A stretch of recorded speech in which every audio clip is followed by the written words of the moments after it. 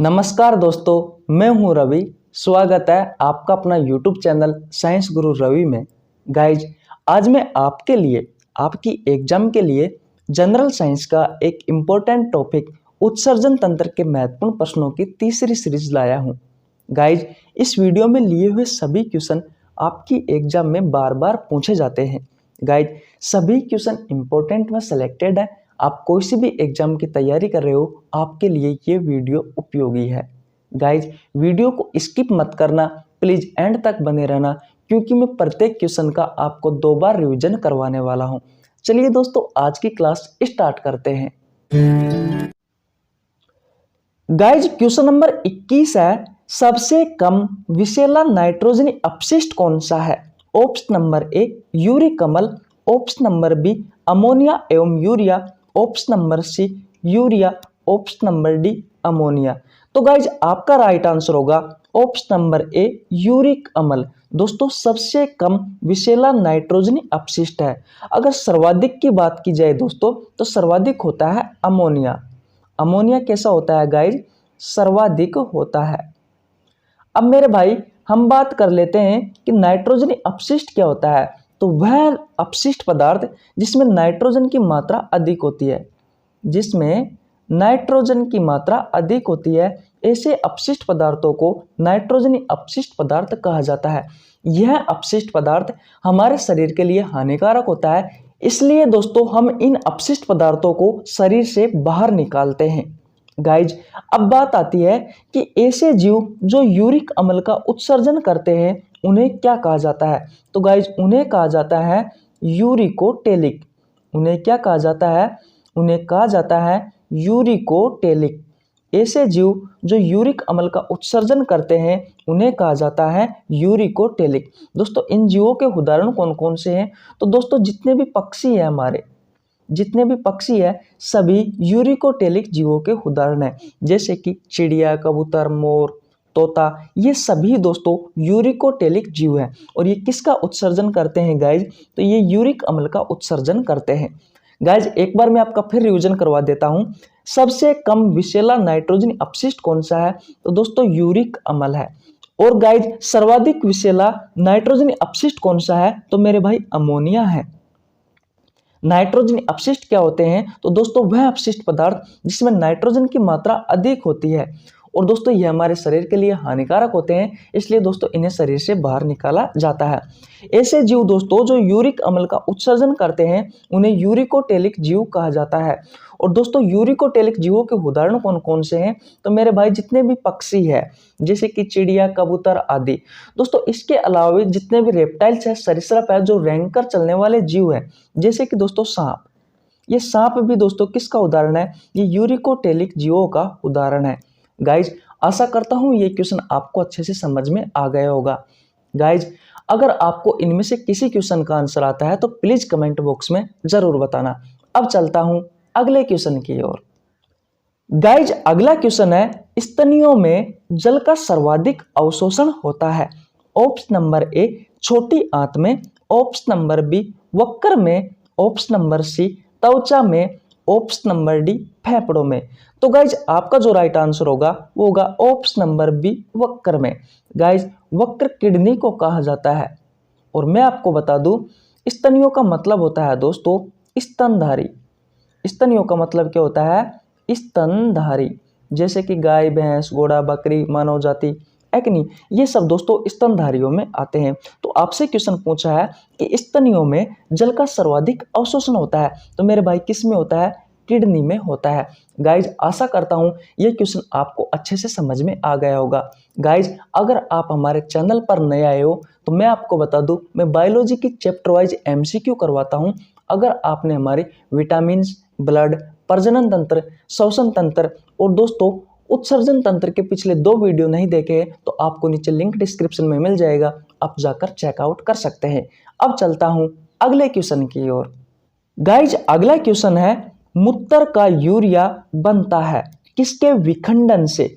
Option number A uric अम्ल के विखंडन से, option number B sodium chloride के विखंडन से, ऑप्शन नंबर सी अमीनो अम्लों के विखंडन से, ऑप्शन नंबर डी ग्लूकोज के विखंडन से। तो गाइज आपका जो राइट आंसर होगा वो होगा ऑप्शन नंबर सी, अमीनो अम्लों के विखंडन से मूत्र का यूरिया बनता है। या फिर मैं कहूँ दोस्तों तो अमीनो अम्लों के टूटने से, अमीनो अम्लों के टूटने से दोस्तों क्या होता है, मूत्र का यूरिया बनता है। गाइज आशा करता हूँ ये क्वेश्चन आपको अच्छे से समझ में आ गया होगा। अब चलता हूँ नेक्स्ट क्वेश्चन की ओर। गाइज अगला क्वेश्चन है, मनुष्य के सामान्य मूत्र में अकार्बनिक लवणों की सांद्रता होती है। Option number A 0.15%, option number B 2%, option number C 15%, option number D 0.25%। तो गाइज आपका जो राइट आंसर होगा वो होगा ऑप्शन नंबर बी 2%। गाइज मनुष्य का जो सामान्य मूत्र होता है, इस सामान्य मूत्र में अकार्बनिक लवणों की जो सांद्रता होती है वो कितनी होती है, 2% होती है। गाइज मनुष्य का सामान्य मूत्र को दो भागों में बांटा जाता है, एक बांटा जाता है अकार्बनिक लवणों में और एक बांटा जाता है दोस्तों कार्बनिक लवण में। तो कार्बनिक लवणों की जो सांद्रता होती है दोस्तों वो कितनी होती है, तो मैं आपको बता दूं कार्बनिक लवणों की सांद्रता होती है 98%। बात क्लियर है। एक बार मैं आपका फिर रिवीजन करवा देता हूं। मनुष्य के सामान्य मूत्र में अकार्बनिक लवणों की सांद्रता होती है 2% और कार्बनिक लवणों की सांद्रता होती है 98%। अब चलता हूं अगले क्वेश्चन की ओर। गाइज क्वेश्चन नंबर 25 है, वक्र की पतली नलिकाएं कहलाती है।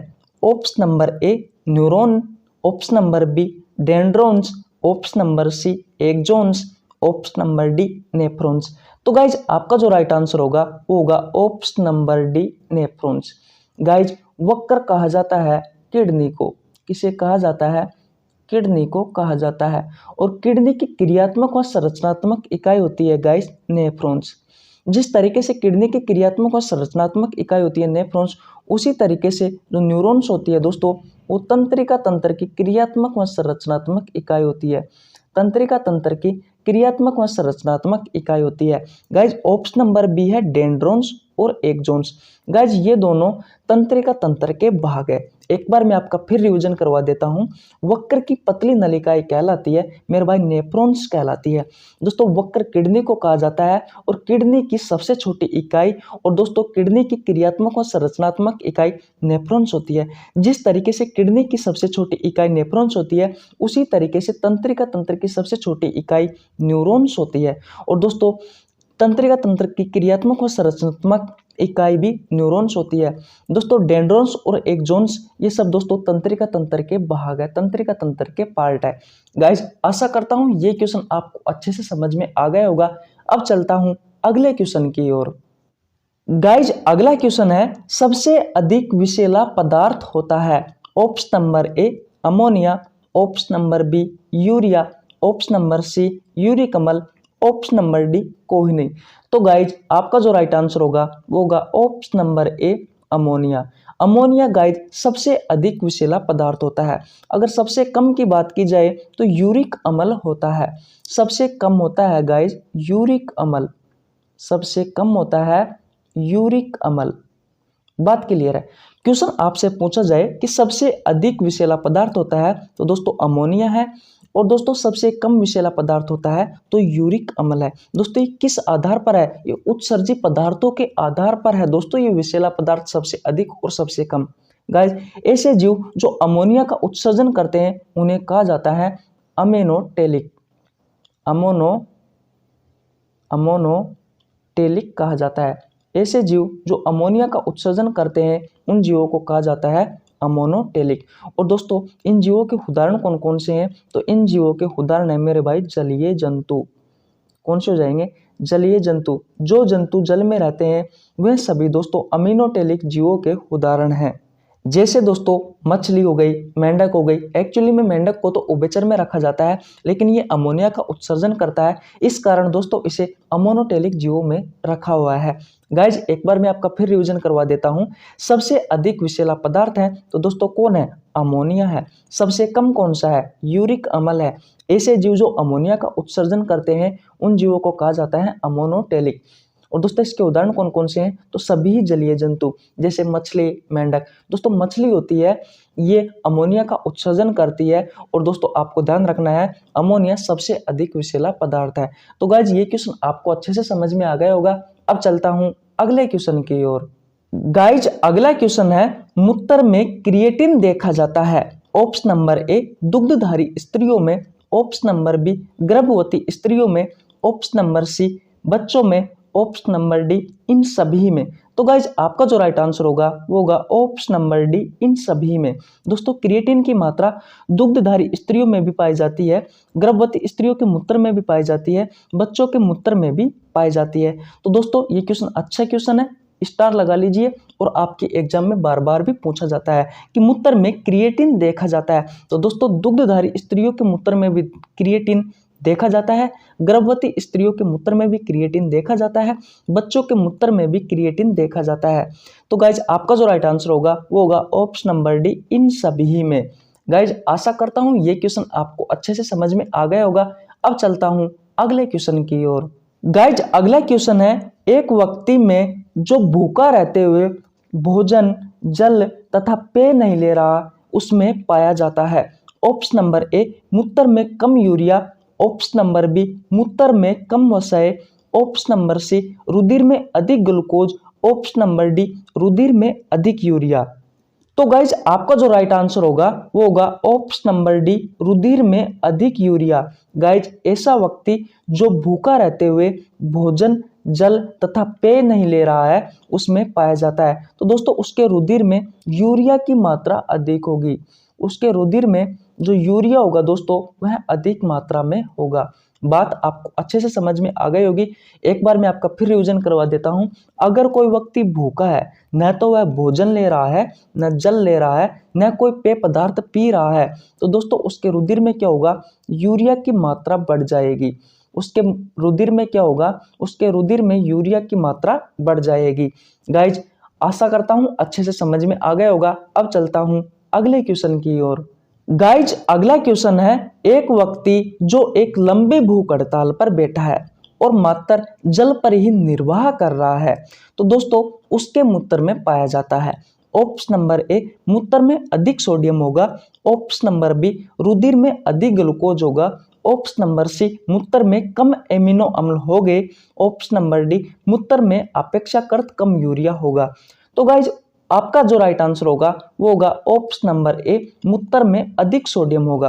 अगर दोस्तों कोई व्यक्ति है जो लंबे समय से भूख हड़ताल पर बैठा है और दोस्तों वह सिर्फ जल पर ही जीवित है, कहने का मतलब वह खाना नहीं खा रहा है, कोई भी भोज्य पदार्थ नहीं खा रहा है, वो सिर्फ जल पी रहा है, तो दोस्तों ऐसे व्यक्ति के मूत्र में सोडियम की मात्रा अधिक होगी। ऐसे व्यक्ति के मूत्र में सोडियम की मात्रा अधिक होगी। गाइज आशा करता हूं ये क्वेश्चन आपको अच्छे से समझ में आ गया होगा। अब चलता हूं अगले क्वेश्चन की ओर। गाइज अगला क्वेश्चन है मनुष्य के मूत्र का पीएच कितना होता है। Option number A 8.5, option number B 7.4, option number C 6, option number D 6.5 से लेकर के 6.8। तो गाइज मैं आपको बता दूं आपका जो राइट आंसर होगा वो होगा ऑप्शन नंबर सी 6, मनुष्य के मूत्र का पीएच मान होता है। जबकि दोस्तों बात की जाए 8.5, तो दोस्तों समुद्र जल का जो पीएच मान होता है, समुद्र जल का जो पीएच मान होता है दोस्तों 8.5 होता है। जबकि 7.4 की बात की जाए तो हमारा जो रक्त होता है, इस रक्त का पीएच मान कितना होता है मेरे भाई, 7.4 होता है। मानव की जो लार होती है दोस्तों, उस लार का जो पीएच मान होता है वो होता है 6.5 से लेकर के 6.8। गाइज एक बार मैं आपका फिर रिवीजन करवा देता हूं। मनुष्य के मूत्र का जो पीएच मान होता है वो 6 होता है दोस्तों, 8.5 समुद्र जल का पीएच मान होता है, 7.4 रक्त का पीएच होता है, 6 दोस्तों मानव मूत्र का पीएच होता है, 6.5 से लेकर के 6.8 लार का पीएच होता है। तो गाइज कैसी लगी आपको वीडियो? अगर वीडियो अच्छी लगी है तो वीडियो को लाइक कर सकते हो, हमारे चैनल को सब्सक्राइब कर देना, बेल आइकन को प्रेस कर लेना, जिससे आपके पास हमारी वीडियो का टाइम टू टाइम नोटिफिकेशन पहुंच सके। मिलते हैं किसी नेक्स्ट वीडियो में, तब तक के लिए जय हिंद, जय भारत।